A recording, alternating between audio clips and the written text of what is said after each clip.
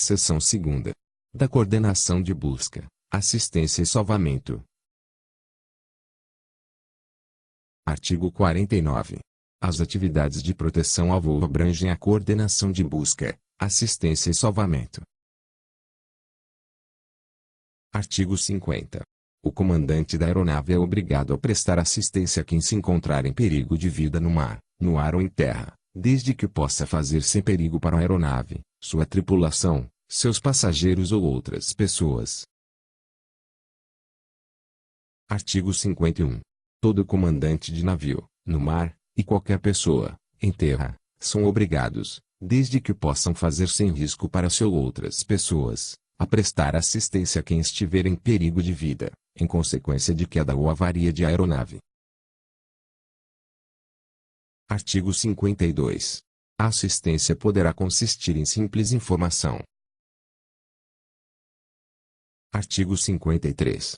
A obrigação de prestar socorro, sempre que possível, recai sobre a aeronave em voo pronta para partir. Artigo 54. Na falta de outros recursos, o órgão do Ministério da Aeronáutica, encarregado de coordenar operações de busca e salvamento, poderá, a seu critério, atribuir a qualquer aeronave, em voo pronta para decolar, missão específica nessas operações. Artigo 55. Cessa a obrigação de assistência desde que o obrigado tenha conhecimento de que foi prestada por outrem ou quando dispensado pelo órgão competente do Ministério da Aeronáutica a que se refere o artigo anterior. Artigo 56. A não prestação de assistência por parte do comandante exonera de responsabilidade o proprietário ou explorador da aeronave, salvo se tenham determinado a não prestação do socorro. Artigo 57. Toda assistência ou salvamento prestado com resultado útil dará direito à remuneração correspondente ao trabalho e à eficiência do ato, nas seguintes bases. Inciso 1º. Considerar-se-ão, em primeiro lugar, a linha A.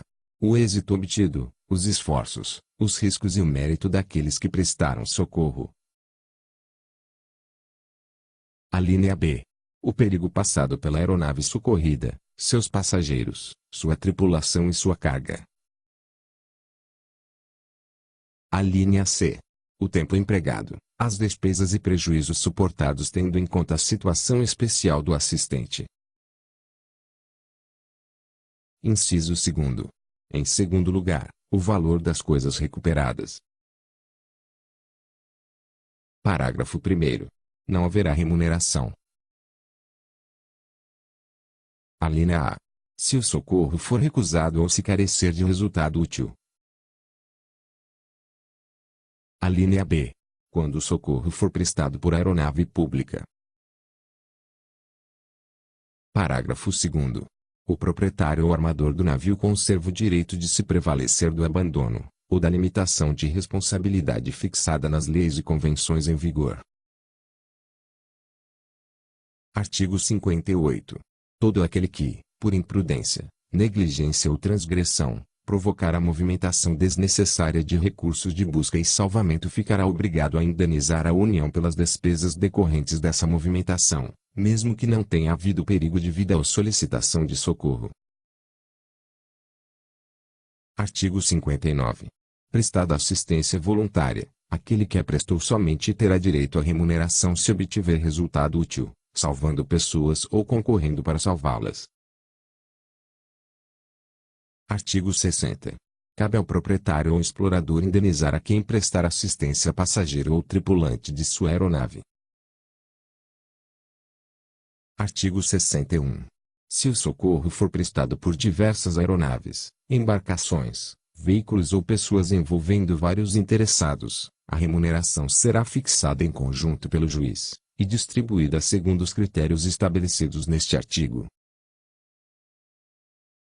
Parágrafo 1º. Os interessados devem fazer valer seus direitos à remuneração no prazo de 6 meses, contado do dia do socorro. Parágrafo 2º. Decorrido o prazo, proceder-se-á ao rateio. Parágrafo 3º. Os interessados que deixarem fluir o prazo estabelecido no parágrafo 1º sem fazer valer seus direitos ou notificar os obrigados, só poderão exercitá-los sobre as importâncias que não tiverem sido distribuídas. Artigo 62. A remuneração não excederá o valor que os bens recuperados tiverem no final das operações de salvamento. Artigo 63. O pagamento da remuneração será obrigatório para quem usar a aeronave sem o consentimento do seu proprietário ou explorador. Parágrafo único. Provada a negligência do proprietário ou explorador, estes responderão, solidariamente, pela remuneração. Artigo 64. A remuneração poderá ser reduzida ou suprimida se provado que: Inciso 1º. Os reclamantes concorreram voluntariamente ou por negligência para agravar a situação de pessoas ou bens a serem socorridos. Inciso 2º. Se, comprovadamente, furtaram ou tornaram-se cúmplices de furto, extravio ou atos fraudulentos. Artigo 65. O proprietário ou explorador da aeronave que prestou socorro pode reter a carga até ser paga a cota que lhe corresponde da remuneração da assistência ou salvamento, mediante entendimento com o proprietário da mesma ou com a seguradora.